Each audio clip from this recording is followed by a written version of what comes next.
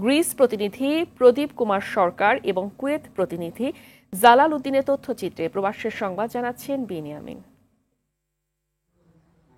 অন্তর্বর্তী সরকারের প্রধান উপদেষ্টা ডক্টর মোহাম্মদ ইউনূসের সঙ্গে সাক্ষাৎ করেছে ভয়েস ফর গ্লোবাল বাংলাদেশিদের এক প্রতিনিধি দল। বৃহস্পতিবার রাষ্ট্রীয় অতিথি ভবন যমুনায় 11টি দেশ থেকে 30 জনের এক প্রতিনিধি দল এ বৈঠকে অংশ নেয়। এ দলে ছিলেন বিএনপির চেয়ারপারসনের উপদেষ্টা, যুক্তরাজ্য বিএনপির সভাপতি মাহিদুর রহমান, বাংলাদেশ কমিউনিটি ইন গ্রিসের সাধারণ সম্পাদক HM জাহিদুল ইসলাম সহ যুক্তরাষ্ট্র, যুক্তরাজ্য, দুবাই, কানাডা, অস্ট্রেলিয়া, মালয়েশিয়া ও গ্রিসে বসবাসরত প্রবাসী বাংলাদেশিরা। এ সময় প্রধান উপদেষ্টার কাছে প্রবাসীদের বিভিন্ন সমস্যা ও দাবি দাওয়া তুলে ধরে দলটি। বৈঠকে আন্তর্জাতিক অঙ্গনে বাংলাদেশ সম্পর্কে সঠিক তথ্য তুলে ধরতে প্রতিনিধি দলের প্রতি আহ্বান জানান ডক্টর ইউনূস।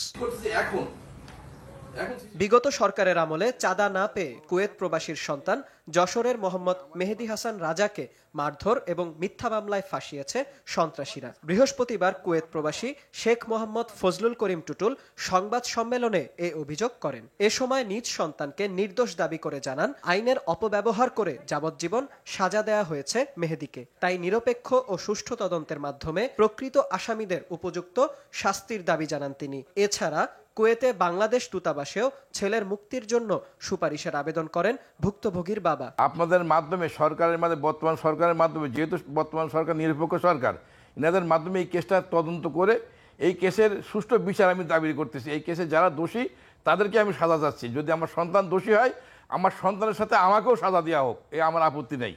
কারণ আমি এর সুষ্ঠু তদন্ত চাচ্ছি। যারা এই সন্তান কার্যক্রম ঘটিয়েছে তারা বহাল তবিয়তে স্থানে ঘুরে বেড়াচ্ছে। বিনিয়ামিন, RTV।